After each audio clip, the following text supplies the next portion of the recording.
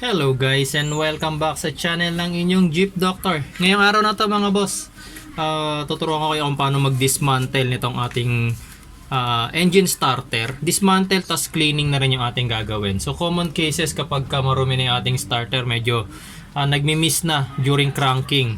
Minsan click lang yung maririnig ninyo kahit na alam nyo naman malakas yung baterya. So probably marumi lang yung starter. Pero titignan na rin natin mga boss kasi posible rin na yung ating carbon brush sa loob dun sa motor pudpud na rin, so kailangan din natin magpalit. Itong starter na to is sa Toyota 4K engine ito.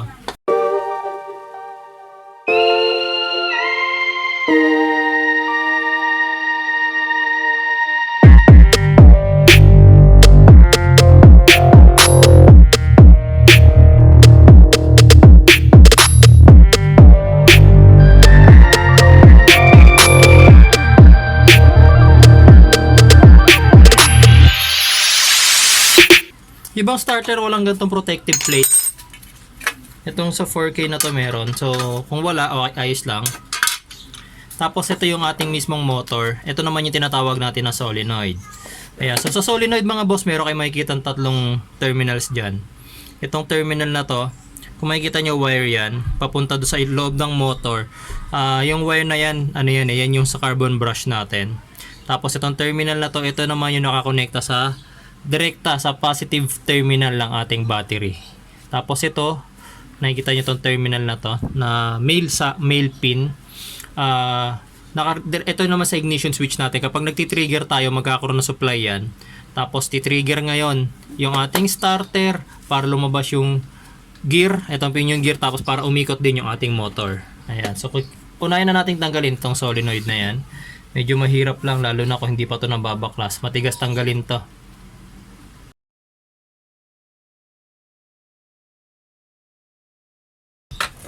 Yan. So luwagan lang muna natin yan. Yan. Kasi unahin natin tanggalin to.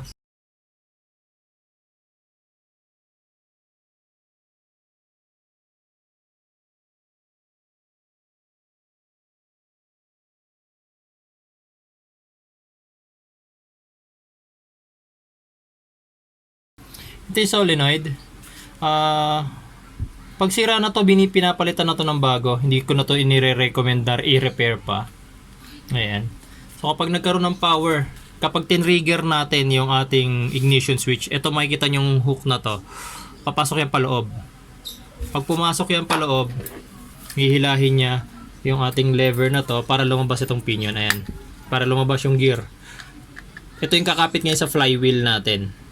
Tapos yung motor yung iikot. Para paikutin niya yung flywheel, iikot ngayon yung crankshaft ng ating makina para mag-start.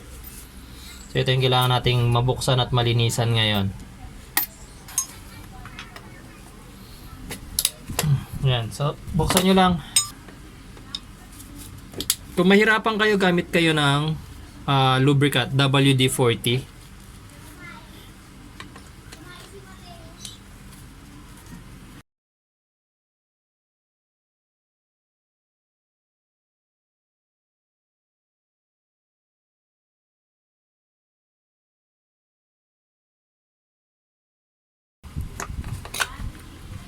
Yan.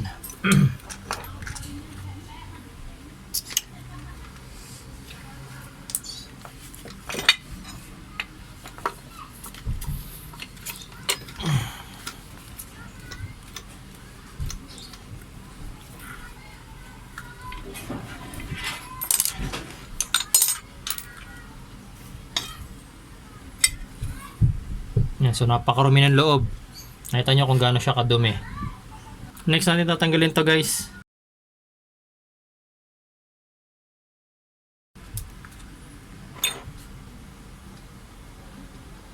Tapos para matanggal yan, kailangan natin tanggalin tong clip. Ayan. Dahan-dahan sa pagtanggal ng clip guys, kasi pagtanggal nyo, titilapon yung spring. Ayan, ito yung spring. Tapos, ayan, matutulak nyo na yung motor natin. Ayan.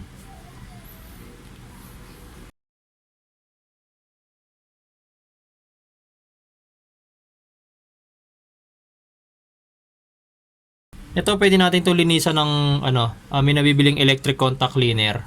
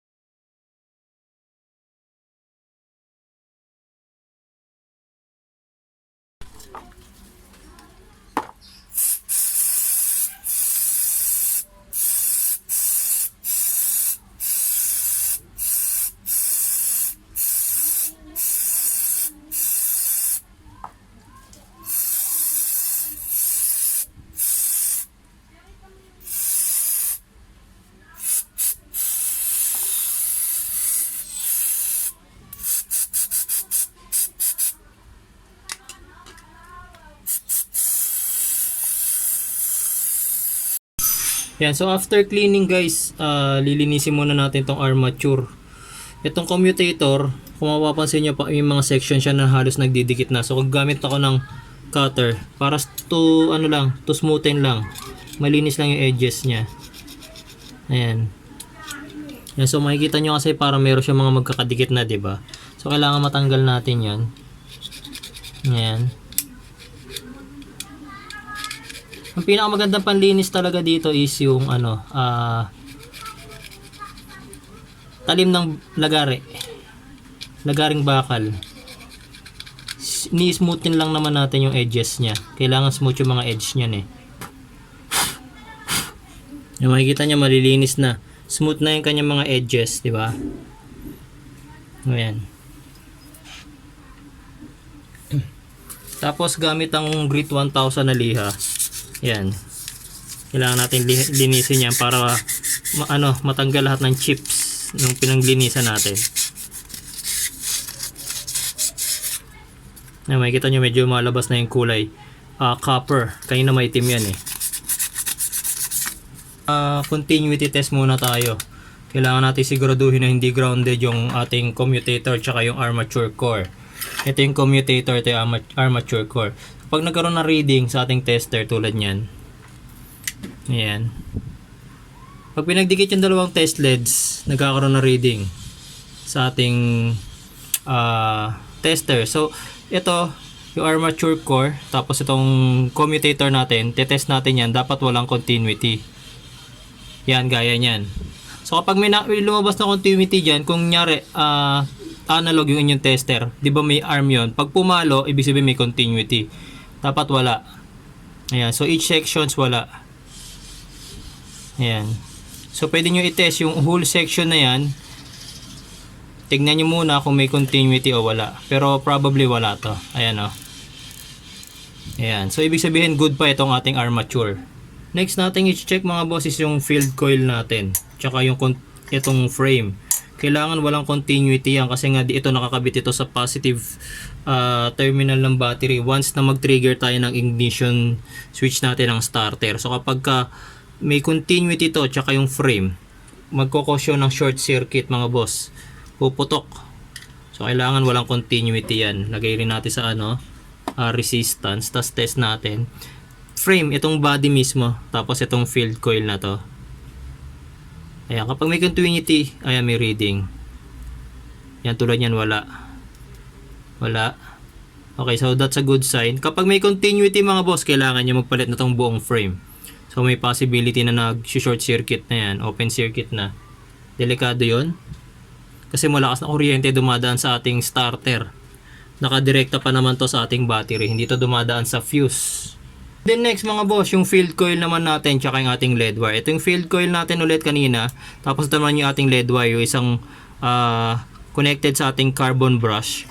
Kailangan may continuity naman. Kapag walang continuity to, ibig sabihin may open circuit. So kailangan palitan yung ating coil. Ayan, so makikita nyo may continuity siya.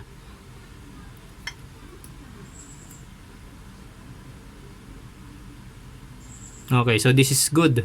Next, itong ating yoke. kailangan nating i-check yung continuity. Kung merong continuity yung ating mga brush holder. Kung mapapansin nyo, itong brush holder natin dito yan sa positive. Sa ating coil. Tapos itong isa, makikita nyo, body ground naman itong isa. So kailangan walang continuity yan, dalawang yan. Yung brush holder ang pareho nating susukatin. Kapag may continuity yan, ibig sabihin short circuit. So kailangan natong palitan. Ayan, wala. Wala, di ba? Pag pinagdikit mo yung dalawang test leads, meron. Pero pag dito, wala. Ayan. Kasi may insulator yan. Ito, insulator yung isang yan. Okay. So kapag nagkaroon ng reading yan, nagkaroon ng continuity, sira na to. So kailangan itong palitan. Ayan, so wala kayo nakikita continuity. Kahit yung parehong brush holder. Ayan. After that, syempre, assembly time tayo ulit. So, kung paano natin kinalas to kanina, pabaliktad naman, paatras naman yung order ng ating pag-assemble. So, unahin na natin itong pinaka coil frame. Tandaan nyo itong gear na to, dapat ito doon sa frame, dito sa labas. Tapos, ipapasok natin yan. Yun nga palang carbon brush natin mga boss, ang limit nito is 10mm. Medyo maikli na yung ating carbon brush. Pero as of now, lampas pa naman siya ng 10mm. Pero hindi ko pa muna to papalitan.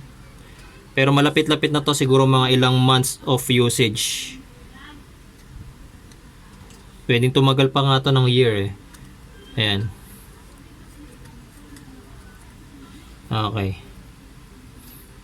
So medyo mahirap ipasok to, kaya kailangan diskartehan nyo, kailangan nyo itulak yung carbon brush para may pasok nyo hanggang dun sa ating commutator.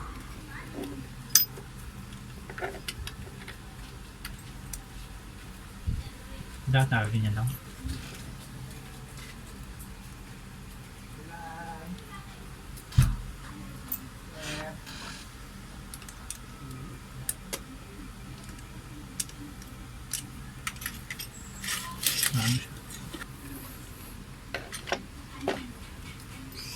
Ilapat nyo ng maigi guys para mas madali.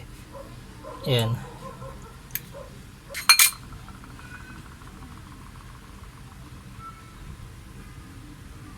Small amount lang ng grasa.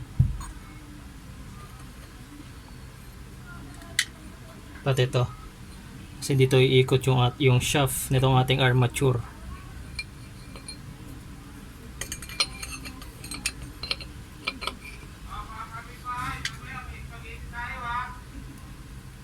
Yan, tapos yung spring, hindi yung kanyang lock. Yan. Tapos yung cover, medyo i-align nyo lang yung nasa loob para may pasok nyo yung tornilyo.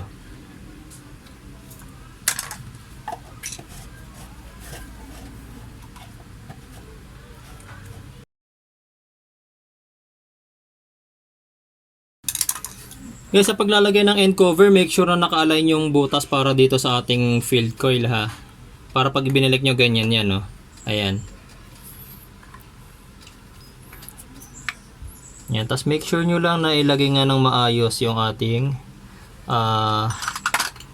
carbon brush doon sa ating commutator.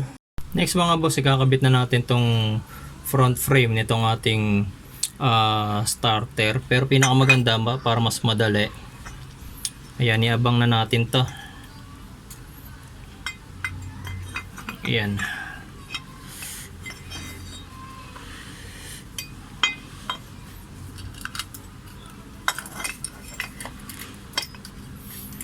Tandaan nyo itong lever na to, dito yan. Siya yung hihila ngayon sa ating pinion para lumabas, para mag-engage ito sa ating flywheel.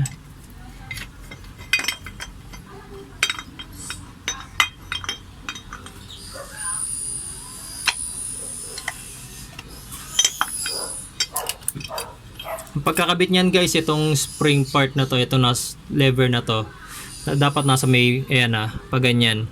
Huwag pabaliktad, dapat pag ganito.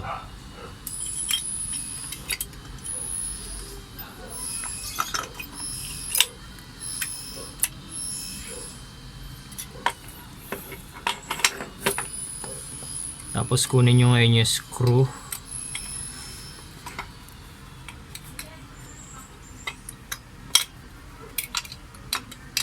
Yan.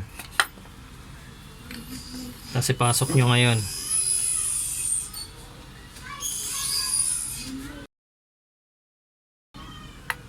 Bali ganito yan, no? Magiging action yan. Ayan. Pag hinila nung solenoid, ito kasi papasok to eh. Pag hinila na solenoid, lalabas yung ating gear. Ayan, no? Nakikita nya. Ayan. So mamaya na tong solenoid, kabit muna natin yung dalawang screw. Ayan. Naka-align yan dito. Ito, yung butas na yan dito yan naka-align. Tapos bago nyo higpitan ng todo mga boss, meron pa yung plate and rubber. Dito yan nakalagay. Dito. So make sure lang na nagagalaw nyo pa. Pwede nyo naman yung isiksik lang. Ayan. Yan. So para hindi pasukin din ng dirt yung starter natin, kaya merong ganyan. Tapos tsaka nyo higpitan ng todo to ngayon. Then last na natin ikakabit, syempre itong ating solenoid. Tapos yung kanyang bolt.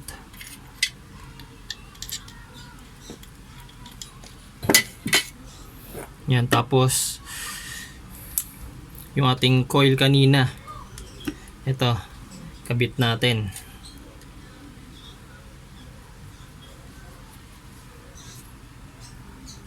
Yan. So bago natin ikabit itong mga boss, testingin muna natin. So ang gagawin natin, gagamit na lang ako ng jumper cable, itong ating jump starter, tsaka itong ginawa kong remote starter. Una natin i-connect yung red terminal nitong clamp ko sa battery, and then itong isa dito sa terminal A ng ating starter. Ayan. So iwasan lang natin dumikit sa body ground or sa any metal part ng ating starter. Kung nakapatong man siya rito sa aking owner type Jeep mga boss, huwag kayong mag-alala dahil hindi naman nakakabit yung aking battery cables to sa aking battery. Ayan. Tapos yung negative terminal ngayon, unahin ko na ikabit dito sa body nitong ating starter. Ayan. Tapos yan, mamaya ako na ikakabit yan, kabit ko muna tong remote starter. Disregard nyo yung kulay nitong aking mga clamps kasi pareho naman yung connection. Trigger lang naman ito. So ito ikakabit ko dito sa terminal B. Ito sa terminal na ito ng ating starter. Tapos ito, positive din. Pwede sa positive terminal ng battery, pwede naman dito sa clamp na to. Ayan. Tapos lastly, negative terminal na itong clamp na to sa battery. Negative terminal ng ating battery. Ayan. Tapos every time guys, napipindutin ko itong trigger na to, dapat aandar yung aking starter. Ayan. Makikita nyo, medyo ingat lang. Ayan. Pansinin nyo yung ating gear, lalabas yan, tapos iikot. Ayan. Okay, so okay yung ating starter, okay yung paglilinis na ginawa natin. So ikakabit ko na to dun sa aking makina. So ganun lang mga boss ang way kung paano linisan yung loob ng ating starter. Sana ngayong araw na to mga boss, meron kayong natutunan sa ating video, at maraming salamat po sa inyong panonood.